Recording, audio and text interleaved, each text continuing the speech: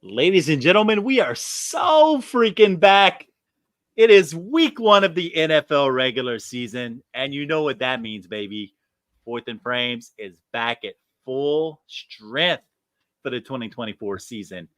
And as always, with my two boys at my side, Mr. Nate Markham, Mr. Drew Scott, as tonight we go into our guys for the 2024 season and talk a little bit of week one fade as well. So, as Chris Stanislaus like to say, and as we continue the tradition, ladies and gentlemen, let's get it popping. This should be played at high volume, preferably in a residential area.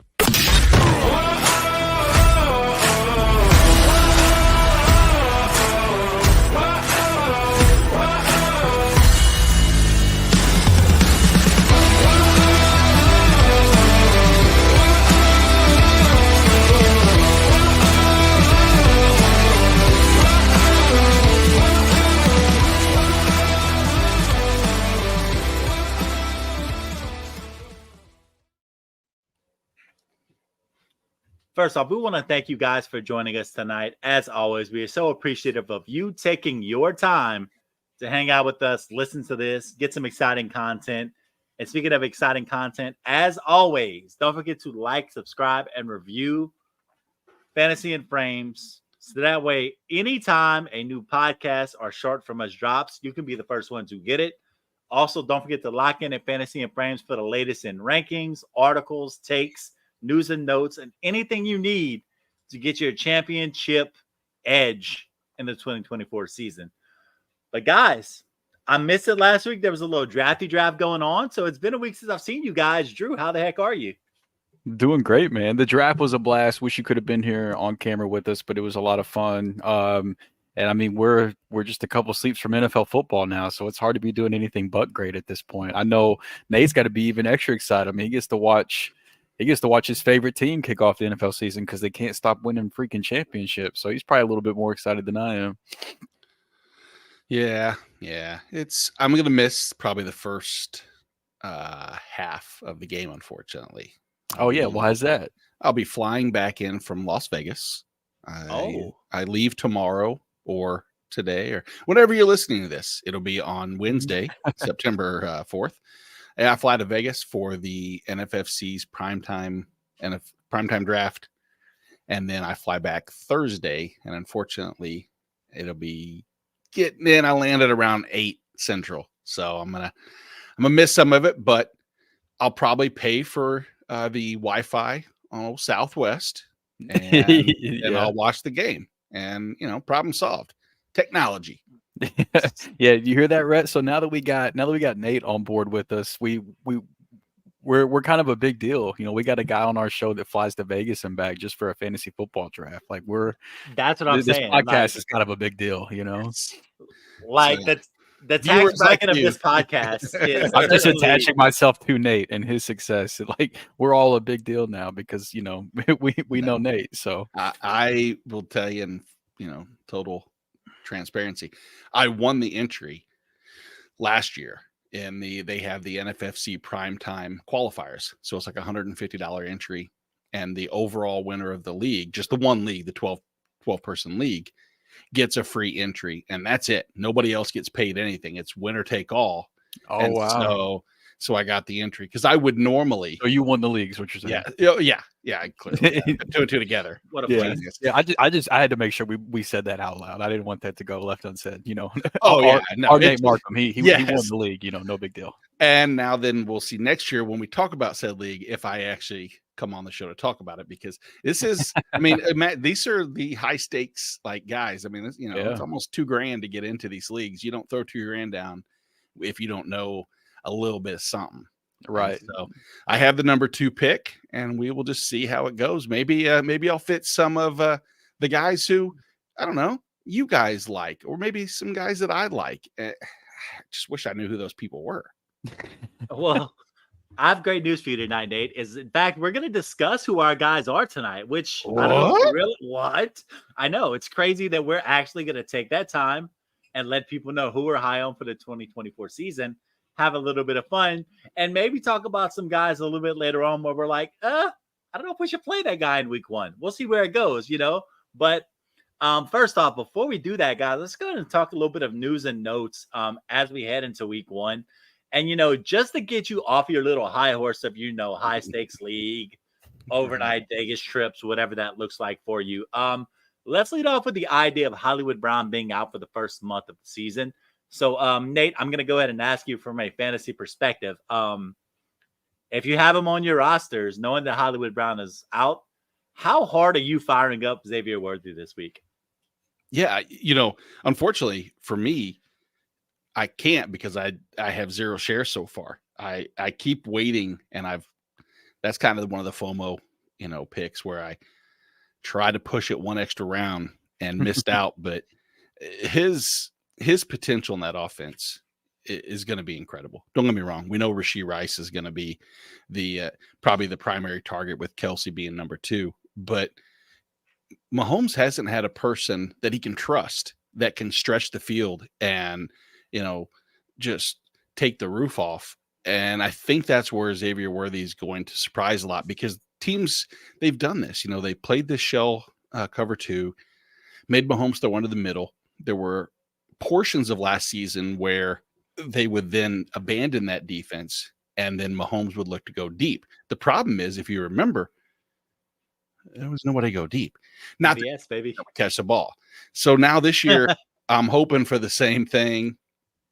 Dink and dunk over the middle, let Pacheco soften him up and company, and then Worthy takes the top off. And I don't know if I can expect more than 5 or 6, targets, but what he can do with those could be incredible.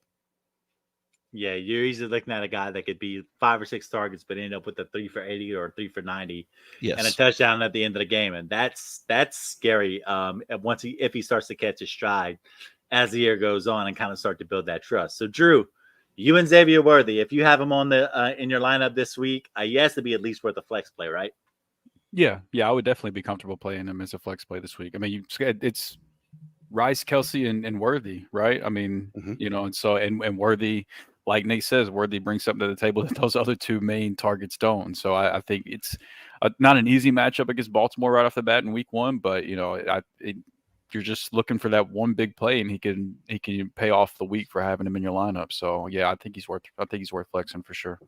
Yeah, same here. I mean, he's one of these guys that I was real high on throughout draft season, whether we were looking at the dynasty thing, and I just sat there and we saw some real flashes from him in preseason as well. Like some really, there was one really good game that he had there. Might have been the first or second game where he really showed that he could possibly be a force in this league. So Xavier Worthy is a guy that I'm going to be monitoring for sure early season, see where he goes. Next up, guys, a little bit of a hard story to hear over the weekend is that Ricky Pearsall is doing an autograph signing in San Francisco on a Saturday afternoon and ends up getting shot in the middle of the city. Now, he was released. He is doing well, so we'd love to hear that. Prayers for Pearsall that he makes that full recovery and he can come out and be a force on the field. But even without this happening, he didn't have much of a preseason role. He was injured the whole time. With that happening or not, Drew, was there really much of a role for him in week 1, especially with the Ayuk extension having been signed in the past week? Yeah, no, I mean, he's an injury away from being like the 4th option in the offense. So, right now you're looking at like the 5th option in San Francisco. So no, there wasn't really, once the Ayuk signing happened, there was no path to him having playing time this year, without banking on an injury. So it's good that he's doing well, but it doesn't really change anything for us from a redraft perspective. Now, I will say, I won't disagree with what you're saying, but the mere fact that he shot the mugger with the mugger's own gun is baller status. And Ricky Pearsall should be the number 1 target at least one game this whole season. San Francisco could have, say they go 9-1 to start the season, something crazy. Their one loss can be to the Rams. There you go, Drew. You're welcome. I like it. I like the way you think. I know. And it's the Ricky Pearsall show. He just and that's all he does. Just give Miss Flowers. Just get like 15 targets, and as long as he doesn't do the was it the LSU guy that did the shotgun? Yeah, I mean Kyron Lacy. I don't know about that, Kyron. The name Kyron is definitely on the fade list this season to start so far. Don't Now- name your kid Kyron. By the way, as an LSU guy, not once, no, twice. He did it twice in game. Once on the sideline, once on the field. So Oh, yeah. Yes, That's I right. saw that. Like, what Had did a- the penalty for? It's like, I did that. It's like, ah, damn it. Oh, well. It'll be fine. All right. So before we go any further and we start to talk about my guys, let's play a quick game that I want to call Go or No in week one. Basically, guys who might have been injured throughout training camp and whether we're going to see them at their full strength, or guys who perhaps might be stepping into a little bit of an opportunity and whether we want to take a chance on them in week one. So I think the first one is pretty obvious, and we're going to go to the man who we need to ask Rams-related questions. So Drew, Puka Nacua hasn't fully practiced since August 26th. Nonetheless, it is week one, and he is probably going to be fired up, and he's probably going to be playing. So, and you're going to start him, but will he be at his very best in week one? So, in terms of being full strength, is Puka Nacua a go or a no for week one, Drew? He's a go for me. I mean, McVay said that he's going to be ready to go. I don't think that they would start off the year putting him out there if he's not at full strength. Like, why do that? Why kick off your season with him injured on the field? And the last game he played was in the wild card against the same Detroit team. Now, it's not the same exact team, carbon copy for last year, but the guy had 9 receptions, 181 yards, and a touchdown the last time you saw this line secondary. So if Puka's active, you're starting him. Yeah. Nate, let's go ahead and ask you. Brandon Cook's been battling a knee injury, a little bit of a fringe flex play to begin with. So knowing that he's had this knee issue and knowing that Brandon Cooks has once or twice in his career been injured, is he a go or a no for you in a flex spot this week? He's a no for me right now. Even though I feel like, we disrespect Brandon Cooks year in and year out, but I think we started to see the decline, if you will, and maybe some of that's injury related. But me personally, I have him outside of my top 36 at wide receiver. I have him down closer to like 53, 54. The matchup against Cleveland is a tough one anyway. Cleveland's defense was last year the best defense in the league, and I don't see much change this year. And I just feel like it's, I gotta feed CD. They just paid him. Might as well get him his touches. I'm a no on Brandon Cooks. Fair enough. Drew, you agree with that? Yeah, I'm good with it. All right. And then one last one. Let's go way deep down the depth chart already in week one for the Green Bay Packers. We have Marshawn Lloyd, who is currently hurt, and A.J. Dillon is on IR as well, which means RB4 in Green Bay. Emmanuel Wilson is the current backup for the Green Bay Packers with all their injuries. Is he worth a roster spot if you are in a deep league for week one? We'll go quickly around the frame, starting with you, Nate. So what I normally would want to say is, in a LaFleur offense, it's not a single back option. It's usually a committee. But in this case, I don't think there's enough worth to even warrant any type of committee. It's just let Josh Jacobs get his touches. And there's a good chance against Philly secondary. Teams were able to beat up on them last year. I know they made some changes, but overall, I think that could be a shootout type game. And I think we'll see more ball, more through the air than we will on the ground. Fair enough, Drew. Yeah, I mean, I think deep league, he's absolutely worth a roster spot. I mean, he's one injury away from being the hot waiver wire pickup for week 2, or just having a larger role than we expect. I tend to agree with Nate that I think that they're going to give Jacobs a lot more work than LaFleur is used to giving his RB1, just because of the injuries and them not expecting to be this thin at running back to start the year. But yeah, he's whenever you're the running back 2 on any good offense in the NFL, you're worth being rostered, at least just for the fact that the upside you hold if the guy in front of you does go down. Yeah, I mean, solid points across the board. I mean, for me, I'm probably waiting a week just to see what happens with the Josh Jacobs role. So I'm probably not doing that. And if Josh Jacobs happens to be hurt week 1 and Emmanuel Wilson gets 15 carries for 90 yards in week 1, then hey, we're going with the fab route on week 2. But I mean, that's me personally. But guys, let's move into people that we feel like we have no doubt about for the 2024 season. Let's talk about my guys, our guys, the guys that we've embraced. We give them a nice warm hug. You know, we draft them and we give our little computer screens a little kiss, a little smooch right as we do it. You know, those are the people that we're all in on for the 2024 season. But before we do that, Drew, do you want to take a little trip down memory lane with me, bud? Not really. Not really. You know, me either. But, you know, we're going to do it anyway. Let's go ahead and talk about you and I's picks in terms of my guys last year. Because, you know, for both of us, you know, we both had one really solid pick. I mean, so, Drew, I think you want to lay claim to that Lamar Jackson pick, right? Yeah, I was cool with that. I mean, and on the same show, I also predicted he would win MVP. So, like that was a good call. Fantasy wise, he was solid. He won the MVP. So that one felt good. That one felt great. What did not feel good was that my guy was Antonio Gibson. And man, that did not work out at all. Nate, you can attest to how much I loved Antonio Gibson last year because we basically took turns sniping each other on him in drafts every time we did mock drafts or any other type of draft together. So, you know, 1 for 2, it could have been worse, but the Antonio Gibson pick definitely stung last year. Man, if you hit 500 in major leagues, you're leading the league, baby. We're good. All right. So true. Let's look at it that way. Because I, on the other hand, I think I went like 0.5 out of 2 because AJ Brown came out gangbusters and the numbers look really great to start the season, but he kind of tapered off at the end of the year. And then we could argue that I had probably the worst pick that I think I've blocked out of my mind. Does anybody want to remind me about my guy from last year? Anyone? Oh man, you loved you some Darren Waller last year, man. No, I didn't. That's a lie. Yeah, you sure That's a did. fabrication. I didn't say he would have a Travis Kelce like role.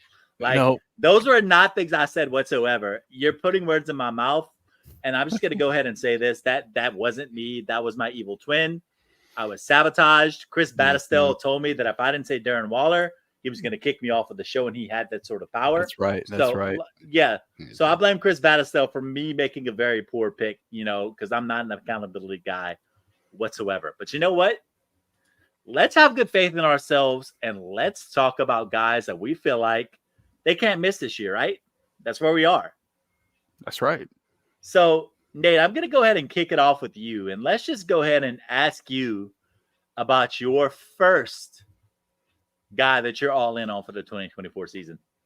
My first will be my first, my last, my only, and it's Jameson Williams. It is a love affair that is really, I would say, flourished or blossomed this year, especially with a lot of the talk that they're going to manufacture more touches for him. Maybe not just allow him. Number one, let's go back to the beginning. This is his first season that he's actually been able to come in to the season without something injury related or suspension related. So he's had a full off season to get acclimated with the team.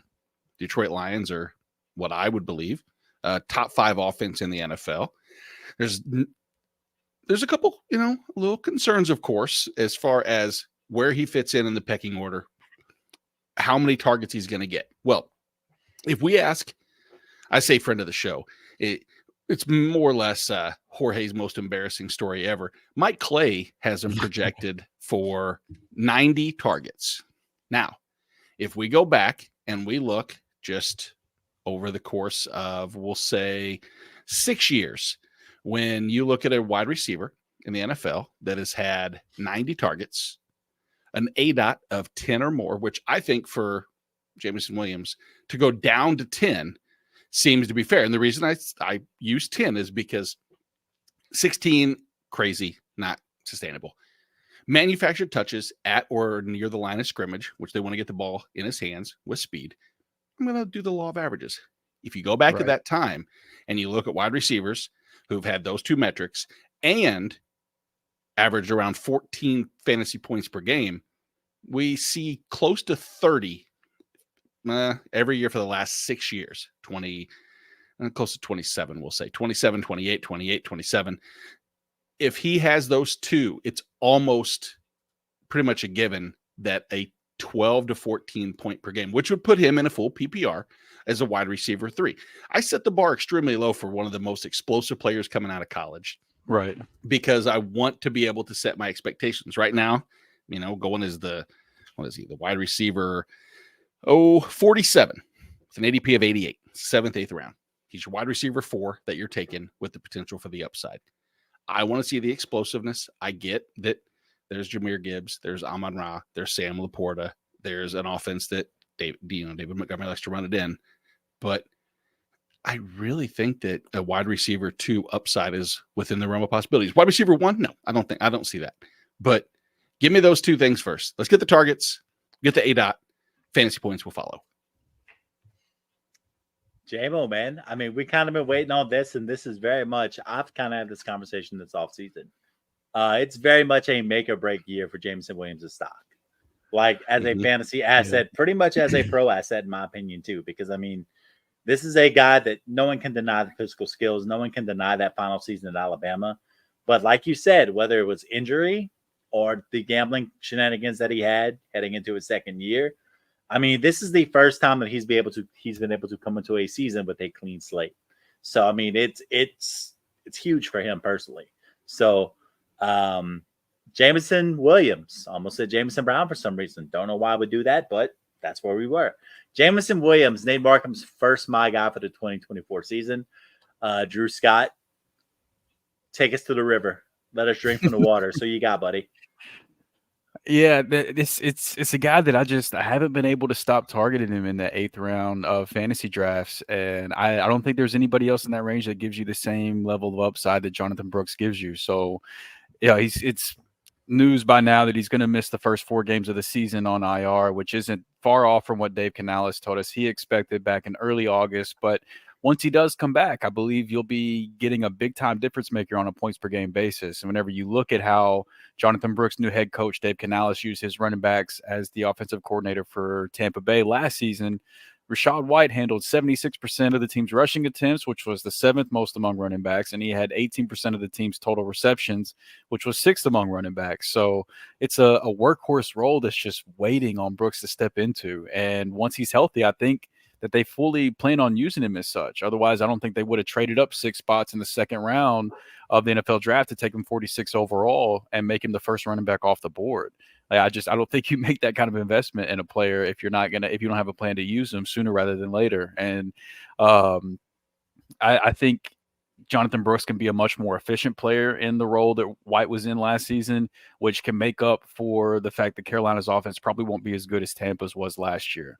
And prior to tearing his ACL last year, Brooks forced the 11th most missed tackles and averaged 113 yards per game and was over 6 yards per carry every single year in college. And he also had a 9% target share in college, which was in the 72nd percentile. Like, he could do everything that his head coach is going to want him to do. You'll probably have to wait 5 or 6 weeks to see the role that he's going to have. But once he has the running back 1 job in Carolina, I don't think it's crazy to say that from that point forward, he could be a running back 1 on a points per game basis and end up winning you your league whenever you're drafting him in the 8th round. He's got a RB 35 ADP, but I've got him up at RB 24. I think he's a back in RB 2 in points per game by the time we get to the end of the year.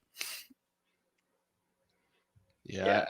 I love Jonathan Brooks, especially like you were saying. I find myself I like him a lot more in leagues that aren't super shallow on the bench and have an IR spot, of course, but he's probably the one person that I'm okay just stashing. Like, I like the idea of stashing Hawkinson, throwing him on the IR. I would rather have Jonathan Brooks, probably even in a vacuum with Nick Chubb, knowing I could do the same type of maneuvering. Right. I just feel like there's still some uncertainty with just how quickly Chubb's going to get acclimated with that, Yeah. I think the injury is a little bit more serious too, and then obviously Chubb's a little bit older, whereas Jonathan Brooks is younger. I don't think that Jonathan Brooks is the same player as Todd Gurley, so don't hear what I'm not saying on that. But clip it. They both tore their ACL the November before they got drafted. They were both the number 1 back in their class, rightfully so, on both accounts, in my opinion. And Gurley, I think he made his debut week 3 his rookie year. hardly played all. And then I think by week 4, week 5, he was rolling. Now, Brooks is obviously going to have to miss the first 4 weeks, but once he gets activated, which I believe will be at the end of that IR stint, I don't think it's going to take him long to take over personally. So I think you might have to wait about 5 weeks. So you draft accordingly if you haven't had your drafts yet. But I think that there's a realistic shot that by week 5 or week 6 you'll have him in your starting lineup and you'll be feeling good about the role that he has. Mm-hmm. Yeah, I'm a big Jonathan Brooks guy as well. Took a lot of him this offseason. That pup thing kind of hurt me because I kept hearing he was going to be ready for week 1. But at the end of the day, like you said, you plan accordingly and you put your eggs in a nest of guys who you feel like can give you league-winning upside, especially when they're coming in a little later in the season. So with Jonathan Brooks, man, I'm on board with that for sure. Now, you guys went a little bit later in drafts with your first My Guys. I don't have a backbone. So I just went straight for the jugular. I mean, if we're going to talk about guys, and he's probably pretty much anybody's guy because we know who he is. Guys, there's a couple things I'm a sucker for. I'm a sucker for cornrows and manicured toes. Mm-hmm. And I'm a sucker for big-time athletes in bell cow roles. Oh, let's see that, how he rhymed it. That's yes. good. So I'm also a sucker for athletes that have strong finishes to previous seasons. So put it together. And my guy for 2024 has to be Breece Hall. He spent the first half of that 2023 season recouping that torn ACL, us kind of wondering, okay, what is he going to be? What is he going to look like? Is Breece Hall going to make it back by the end of the season? And the answer by the end of the season was a resounding, oh my God, yes. And we'll give you why real quick. Because over those last 5 weeks of the season, in PPR formats, yes, he had a 2.8-point game in there, but that was in between a 26.6 fantasy point game, a 43.1 fantasy point game, a 27.6 fantasy point game, and a 29 fantasy point game. Ladies and gentlemen, when it came down to the end of the season, Breece Hall was that dude. And there's no reason to believe, especially with the way his ADP has been going recently. We've been talking all off season for your RB2. Are you taking Bijan Robinson or Breece Hall? Now that we're closing in on the season, if you're looking at ADPs right now, if you're drafting over the next couple of days, your top 3 picks in PPR formats are Christian McCaffrey, no surprise there. Your second overall pick in your running back 2 has become Breece Hall, and your running back 3 has become Bijan Robinson. So the community is kind of aligning on the fact that Breece Hall is kind of in for a monster year, and we can absolutely see why. Because, yes, he's going to be fully healthy this year in the second year off of that ACL injury.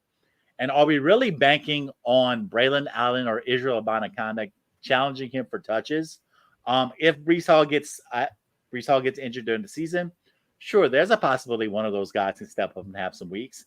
But as long as Breece Hall is healthy, I firmly believe that this is going to be his job. He's been a first-round lock for a reason. There's a very real possibility he might be the best 3-down back in football. And on top of that, he's got 40-something-year-old Aaron Rodgers, who is not the athletic scrambler he used to be back this season, which means when he gets in trouble, ladies and gentlemen, the checkdowns are coming to Breece Hall here in 2024. So you have a guy who last season had 299 touches and 1,585 total yards. And that was in the first half of the season where he really wasn't back to himself yet. There's a very real chance that between receptions and carries this year, there's a guy that's over 300 touches. And with the explosiveness that he has, could he be knocking down 1,800 total yards and be the running back 1 and the player 1 overall in fantasy football?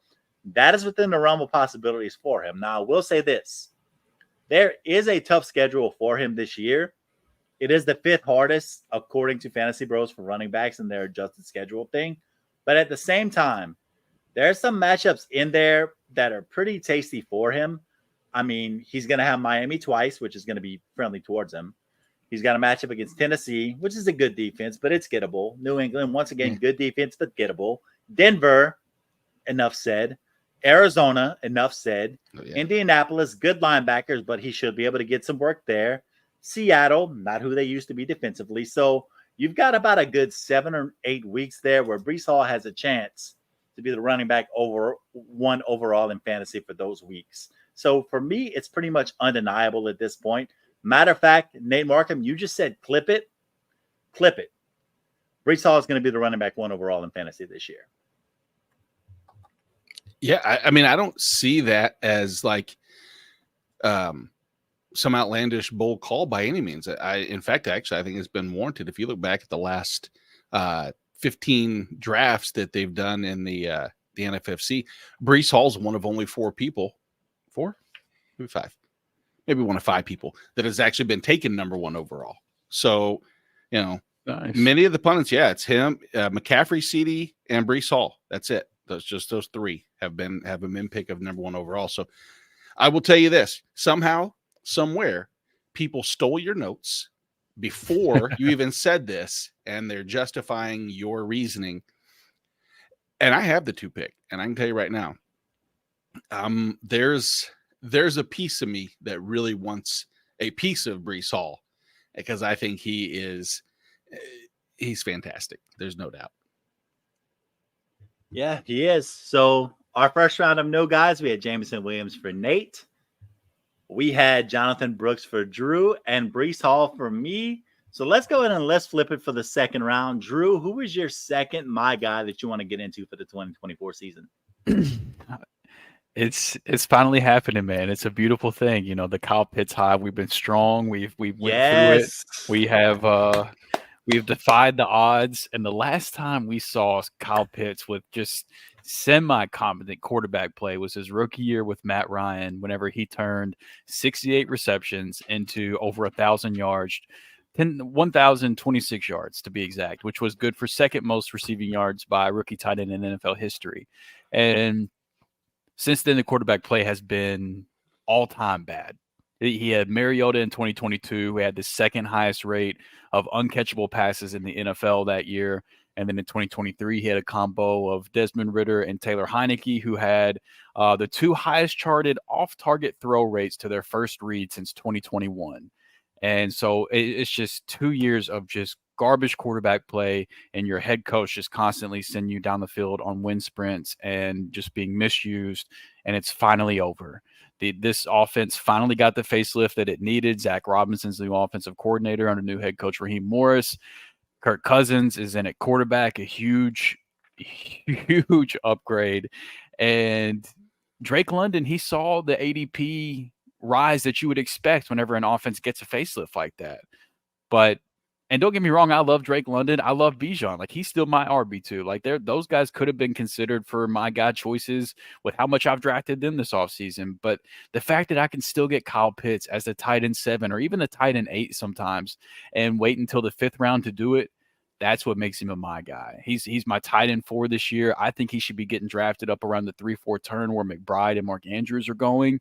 And despite all the bad quarterback play, he still led all tight ends in unrealized air yards over the last 2 seasons, and he's now paired with Cousins, who was second among all quarterbacks with at least 300 dropbacks last season with an overall catchable target percentage of 81.4. And he hasn't been shy of targeting the tight end position over the course of his career either, with Jordan Reed, most recently TJ Hawkinson. Like, those guys have been productive alongside Kirk Cousins. And so last year, Pitts was first among tight ends in air yard share. He's 4th in yards per route run, and the word out of camp is that he's been running a lot more short and intermediate routes as well. Should get some easier looks and be able to do things after the catch with the athletic ability he has. And I guess it comes down to what you believe with Pitts, but I still fully believe that he's that guy that we saw his rookie year. He's that guy we thought he was out of college, and he's just been dealing with some injuries and some all-time bad quarterback play. And it appears everything is lining up this year to where he's healthy, the quarterback play's improved, the playmaking is going to be better. The target should be pretty consolidated between him and London, and then the guys getting in, like Darnell Mooney will get some targets here and there, things like that. But and then Bijan's going to get involved. But for the most part, it's probably going to be London and Pitts getting that, accounting for a lot of the targets. And I think now that he has some good quarterback play for the first time in a long time, I think he's going to remind us just how good he is. And I think that he's going to end up being one of the first tight ends off the board next year. Look, Kyle Pitts, You've been saying it for a long time. I led with it to start the show. Drew, do you want to go ahead and just drop us the line that we've been saying about Kyle Pitts all this time? We're what? We're what? We're so back, baby. We're so back. Oh yeah, like we never left. We're back like we never left. We're back for the Because first we time. never did leave. That's the problem. We never did leave. We never left. Listen, there was real estate on Kyle Pitts Island that got sold, and Drew has just been scooping it up nonstop, and now he's getting ready to flip it off for buku bucks, ladies and gentlemen. So Drew Scott, the luminary of Kyle Pittsology, ladies and gentlemen. So Nate Markham, Drew is all in on Kyle Pitts for 2024. Who was your second my guy for the season? Yes, Drew was unfortunately you had to pay the high taxes last year for Kyle Pitts with very little return in terms of the renters, but yeah, property value is high. It's going to be green pastures, I believe, as well. Property value on my guy right now has dropped because when you look at a house in an area that's surrounded by mobile homes and dumpster fires, you have to think it's hard to see getting return value. And unfortunately, that is the New Orleans Saints as a whole. But there are certain pieces. There are two really nice houses in that subdivision. My guy's not Chris Olave. My guy is Alvin Kamara, who, if we talk about you taking Breece Hall at 101, 102, 103, you bypass a couple rounds, get your wide receivers, and you're ready to load up on your running back 2 at around, fourth, fifth round, ADP of 54, RB 16 off the board. I don't know if there's anybody I want more. I know Kenneth Walker's in that range. His value is going up. Kamara's is staying just neutral. Now, not talking about standard leagues. Get that out of your mind. First of all, get standard leagues out of your mind, out of your league, out of your thought anyway. But in full point PPR, there is no better recipe for fantasy dominance, might be a strong word, but ceiling is when you have the guy who he was, amongst running backs last year. And granted, he, missing some time. So you knew it was going to be like, all right, what's the acclimation period going to look like? 18% target share as a running back. Obviously, that in itself harkens positivity, upside, etc. Is it just a one-off? No, because you have Captain Checkdown in Derek Carr, who, if you go back to the last 6 years and you look at checkdown rates, there's only really one name that I see every single year in that list. Maybe there's another and I'm overlooking them, but I didn't look too deep. And that's Derek Carr. Bad offensive line, team that's going to be trailing, running back with very little committee or very little running back concerns behind him. Kendre Miller beat it, not even worried. Jamal Williams, come on. It is every other year, but this is an Alvin Kamara where I have a hard time if he's not injured, where he doesn't just outscore his RB16 price tag. It just seems too easy. And you can clip this. Alvin Kamara will be a top 10 PPR running back in 2024. I can see it. In full point PPR, I could absolutely see it. Yeah. Yeah. Because, we got to keep in mind, Alvin Kamara came out after a 2-game suspension last year, and he had the most awesome, terrible fantasy game of all time, where in full PPR, there were 13 receptions. Yep. That's 13 points off jump, baby, for 37 yards. So a 17-point fantasy week purely off of the receptions alone. It was terrible. I watched that game. I was like, oh, 33 yards, first of all. And too much credit. I'm sorry. You gave him too much credit. But that was his second highest yard per attempt game on the ground to complement it against Tampa. A pretty stout. Like if you looked at that first game against Tampa, he came back 11 rushing attempts for 51 yards, a 4.6 yard per average. That's pretty and good, 14 man. targets. I thought as soon as he came back, I was like, what do you guys just say? We're back, baby. Because the next week, 22 for 80.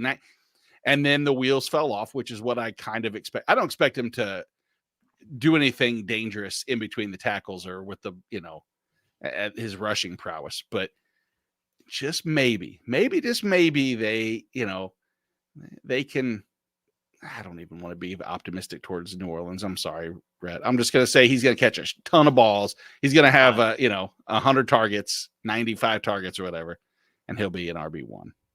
Yeah, I'm actually calling for the Saints to lose this week against Carolina, who was, by the way, the worst team in football last year. So I mean, that's where I'm at in terms of the Saints this year. So don't feel like you have to sugarcoat things with me. I am fully in the pessimistic mud right now with the Saints. So yeah, we're down and out, baby. We're hoping for the full-on rebuild, but you know what? If Alvin Kamara goes boom for your fantasy football team this year, and the Saints are terrible, then you know what? You still have one thing to look forward to in watching the Saints every week, which is going to be one more thing that I have looking forward to watching the Saints with this year. So I mean, good for you, man. True. So I'll watch highlights. Let's be clear. I'm not watching the game. Yeah. I'll watch highlights. So Drew went in on Kyle Pitts. Nate went in somewhat reluctantly on Alvin Kamara. Guys, my guy. We went to the tight end well last year, guys, and let's be honest, it was a bit of a struggle in the long run. I mean, it was rough. You would think that most sane men would do what I did last season and just avoid the tight end position altogether, right? Makes sense. You would think. No, we're not that person. No, we're idiots here. I, being the maestro of fantasy football that I am, I'm going all in on Dalton Kincaid for 2024, guys. And Fantasy Pros has him as the tight end 5. I'm looking at opportunity. I'm looking at where he is. I'm looking at the fact that there are not many proven receivers in Buffalo, and I'm just going to go ahead and say it. I have Dalton Kincaid as my tight end 1 heading into the season. And maybe I'm just the type of guy who just likes to trust people with impossible schedules. Because according to Fantasy Bros, once again, their adjusted schedule rankings, Buffalo has the hardest schedule for tight ends in fantasy football this year. But if you really break down that schedule, normally you look at the website and like green is a good matchup, red is a bad matchup, and black is kind of in between. It can go either way. There's a lot of neutral matchups inside of that this year for Dalton Kincaid. Not that many bad matchups. So I think there's just a matter of that ranking being the fact that there's not a lot of gimmies for him in 2024. But my faith in him boils down to the fact that there should be a monster second-year target share ahead for him. I mean, Nate Markham being the big Kansas City Chiefs guy that he is for years, that offense has been built around finding the tight end in the soft spots and then a bunch of dudes being around him. Well, Buffalo is mimicking greatness this offseason and trying to figure it out for Josh Allen.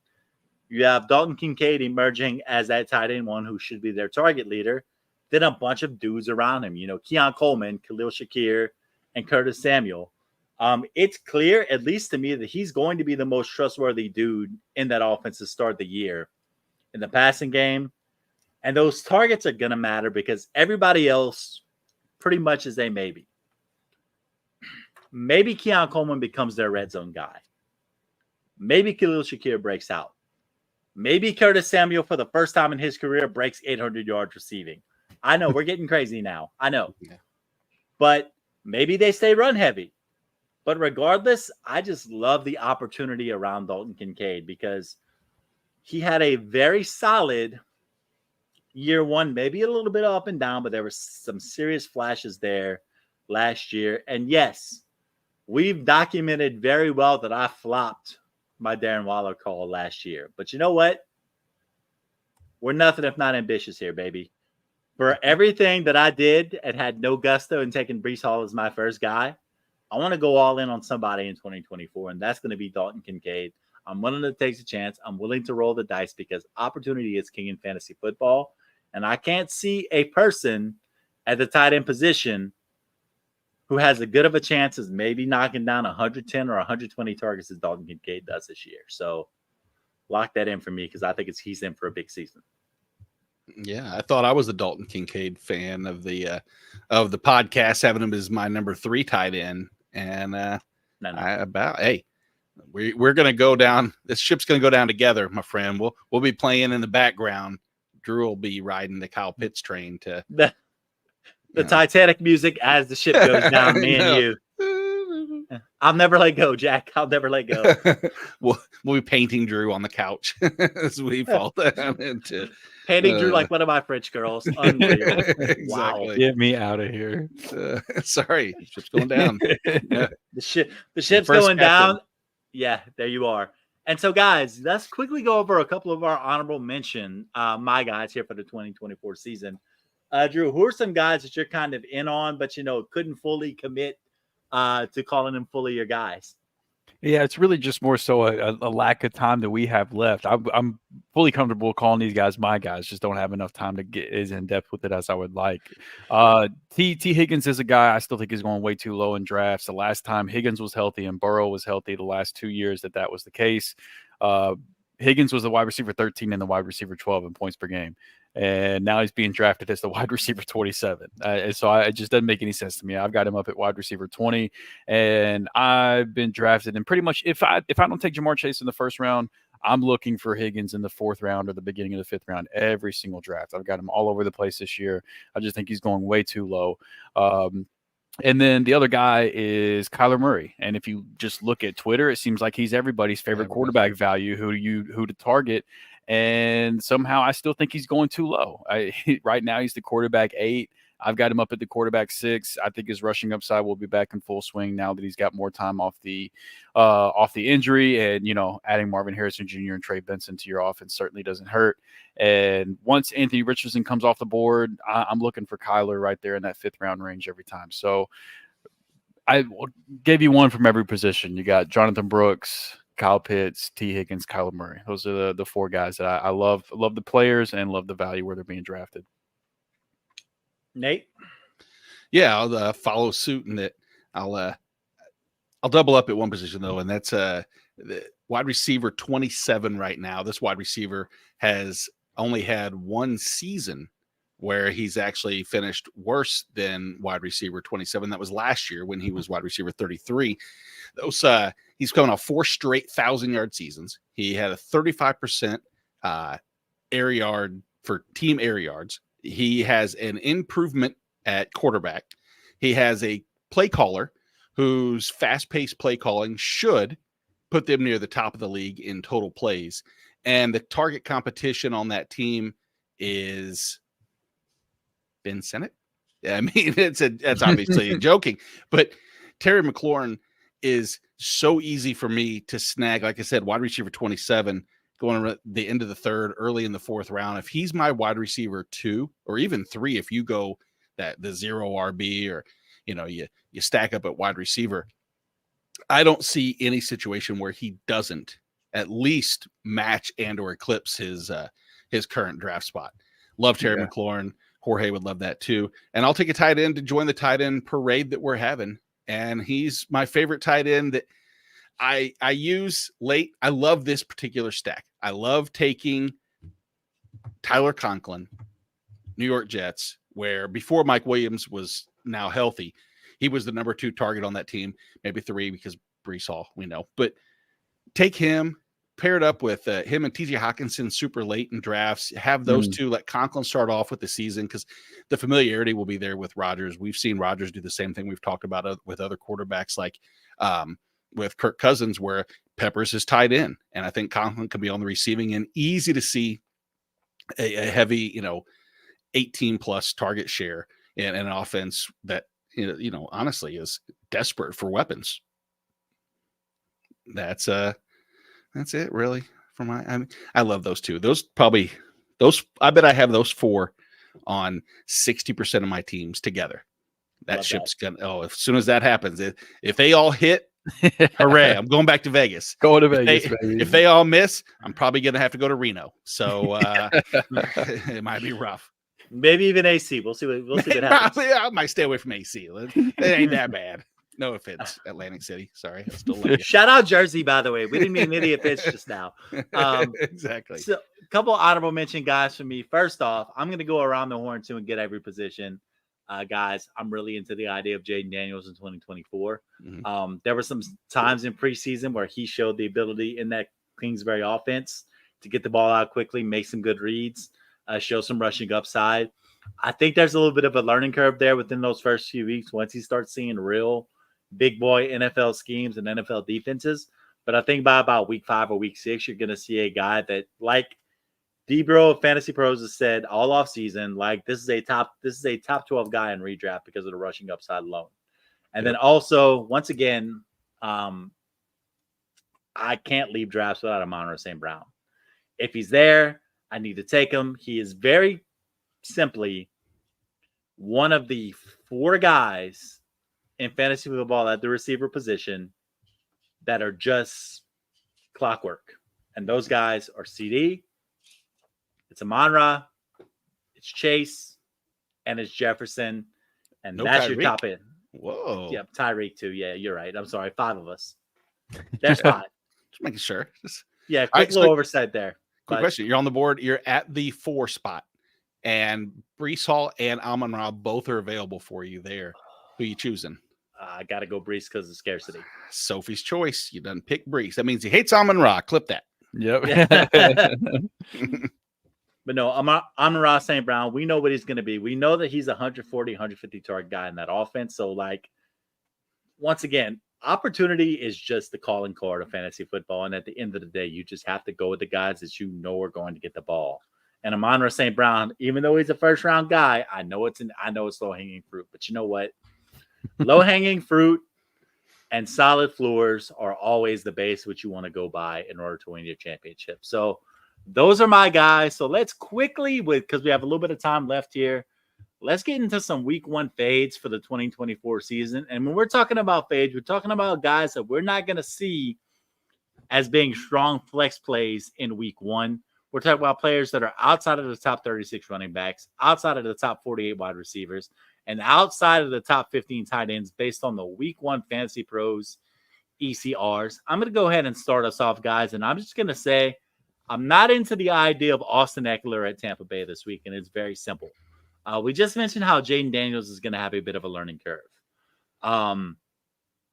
And with Austin Ekeler at this point in his career being a guy who is probably being signed to be a pass catcher, he's playing with a guy that if he gets under pressure, he's probably going to use his feet and get out of that situation. And even if he didn't, he's working with a guy in the same backfield who led the league in yards per reception last year at the running back position in Brian Robinson. So there are a lot of things that go against the fact that Austin Ekeler was signed to be the pass catching back in that offense. I've always believed this offseason that he was a guy that was signed simply to be insurance in case Brian Robinson went down, because I think Brian Robinson has a true 3-down skill set. And if you look at the projections for Austin Ekeler, I'm not necessarily into the idea of playing a guy that has this projection for week 1.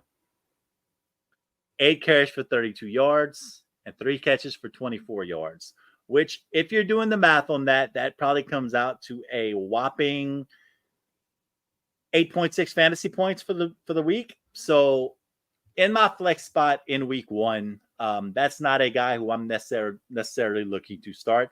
And if he comes on, he has a great game. Great. I'm happy to be wrong. But everything I'm looking at tells me that it's not a great matchup. He's got a guy that has a very similar skill set and might be better at those skill sets. So are we going to trust that guy who might be the second horse and doesn't look very good for that role heading into the season? No, not really. No. Totally agree. You want me to jump into my fade real quick? Do it. Get it going. I figured I'd throw some shade on one particular scenario, and that is, the song Reunited and It Feels So Good? Yes. Well, these two are reunited and it doesn't feel good. And that's going to be somehow Cordero Patterson is going to vulture even more touches from Jaylen Warren. And Jaylen Warren is my fade. Fringe flex play, but he had the hamstring injury in week 2. He did practice on Monday, but Jaylen Warren's true flex upside, is his explosive play. And you were hoping maybe Arthur Smith would devise some runs. But my concern is that I don't think we'll see. I think that if we get, 8 touches from Warren this week, I'll be pretty shocked, honestly, because I do think this whole Cordero Patterson love affair that him and Arthur Smith have, where he's like, they paid him $6 million. He's not going to be just a kick returner. Yeah, he's going to, unfortunately, he might ruin some of, Najee's upside this week as well.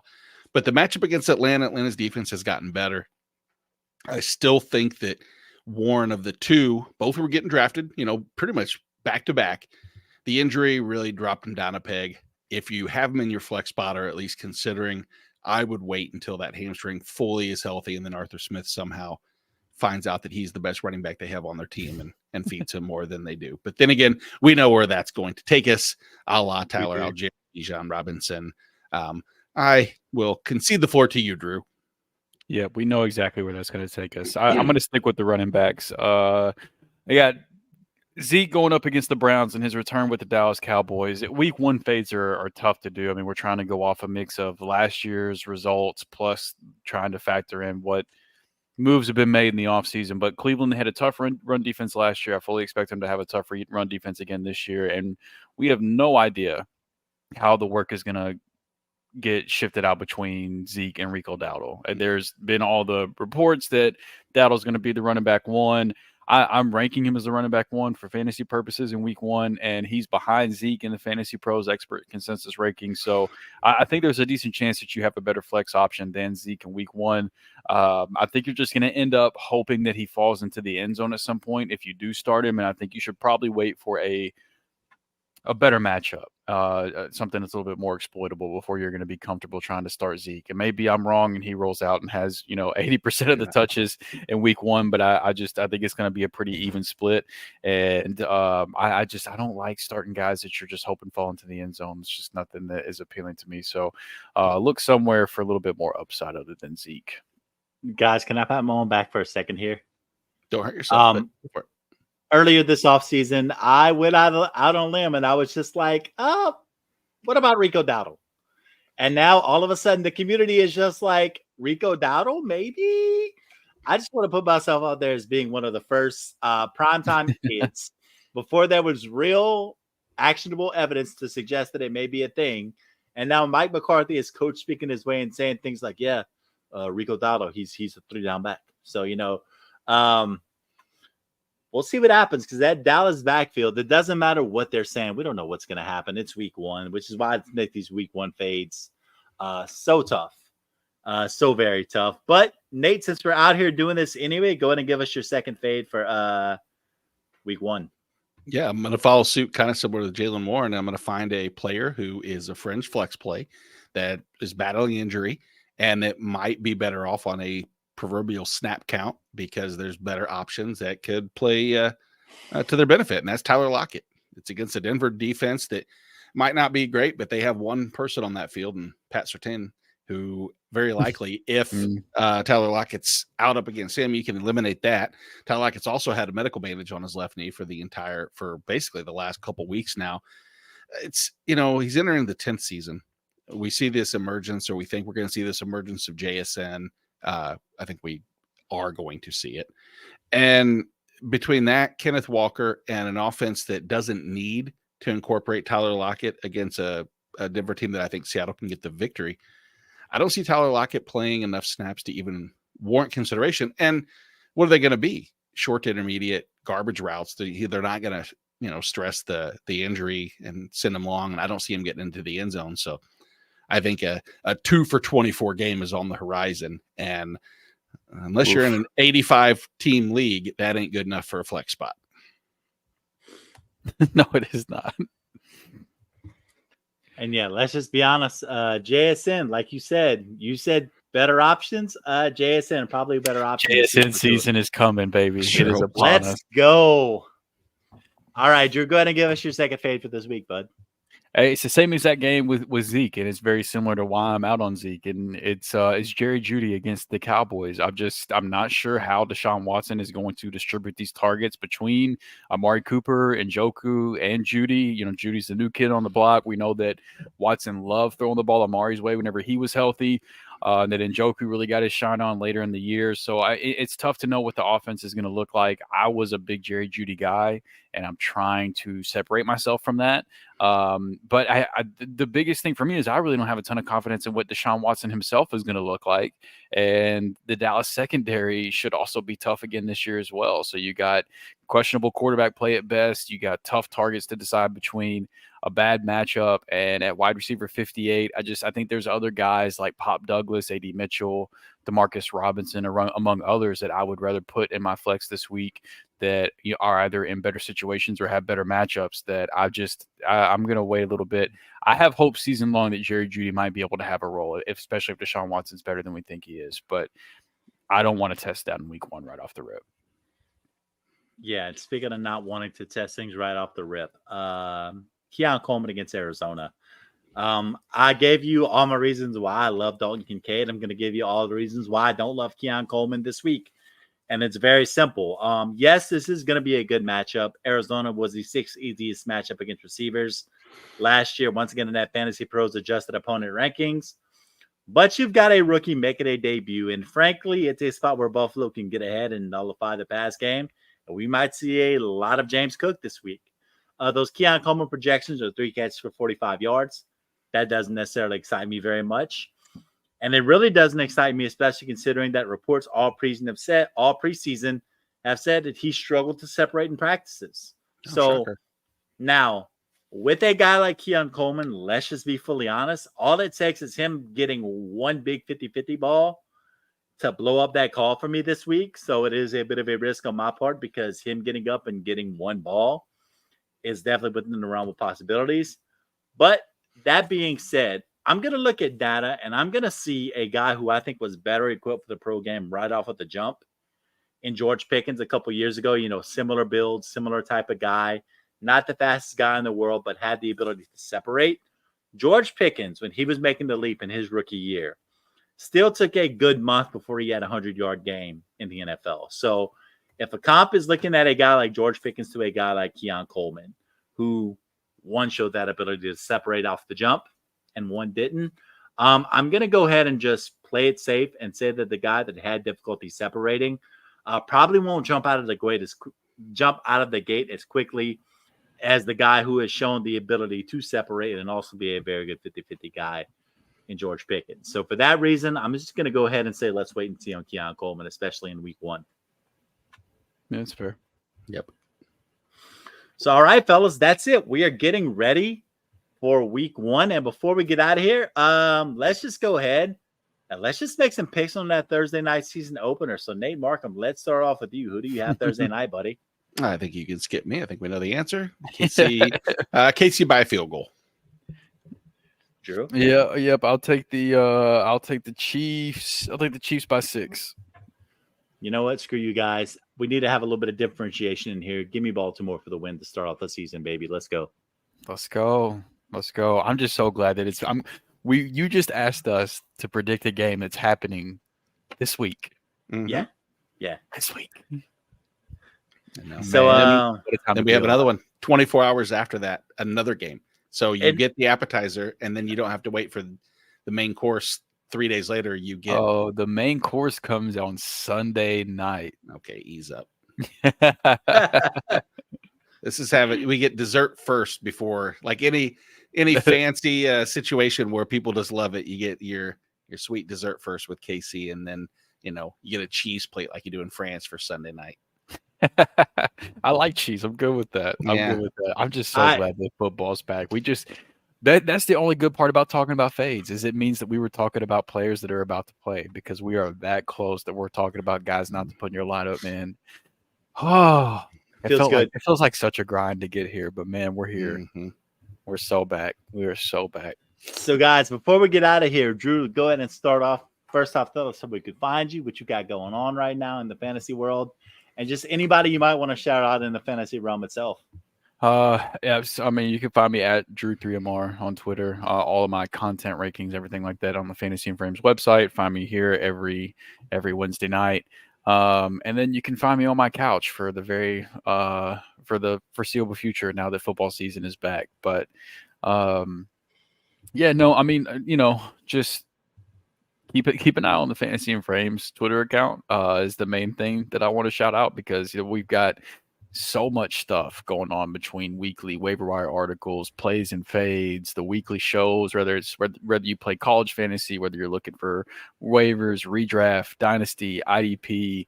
There's an article or a podcast for everything you could possibly be looking for. So just, if you're not already, go follow the Fantasy and Frames Twitter account, and I promise you, whatever type of content you're looking for, it's either on the way or already happening. So that's the main thing for main shout out. Nate? Hard to back up that, but yeah, at Nate Markham over on the X. We will still be tweeting on Friday night, or Xing, or whatever it is, even though they won't allow anything from the game to be going on. So we'll fill you in on what's happening with the Eagles in Brazil. And I want to shout out Fozzie Whitaker, Lil Jordan Humphrey. Much love. And wish me luck tomorrow in Vegas. Best of luck, man. Yeah, if you get time, just go ahead and tell me how bad the Circus is if you get a chance to swing by there. Yeah, it's on my list. I'll put it down. Let's get it. All right, so I can be found at rmanuel sports on Twitter. Probably should be tweeting more right now, but I'm a busy dude doing all my newspaper stuff as well. You can also find me in misery following LSU's loss to USC in the season opener. But mostly you're going to find me in misery all Sundays during the season whenever the New Orleans Saints are stinking it up with the Derek Carr and Taysom Hill and Alvin Kamara and Chris Olave and Bub Means, whatever a Bub Means is, experience we have going on. So should be a fun time this year, guys. But yeah, baby, we're back. We'll be back next week talking starts and sits, just having a good time. Also, I think next week, Nate, you get to dip your toes into the waters of Master Debation next week, baby. Master Debation is back. Master Debation is back. So my job is to talk people into making bad decisions. If you don't think I can't talk you two fucking buffoons into it, we're gonna find out. One more week, we get to find out. Let me find out. Don't worry. For my boy Drew Scott, for my boy Nate Markham, I am Rhett Manuel, and as the great Coach O used to say, "Go Tigers!" And as Chris Battister used to say, "Toodles." We out. This should be played.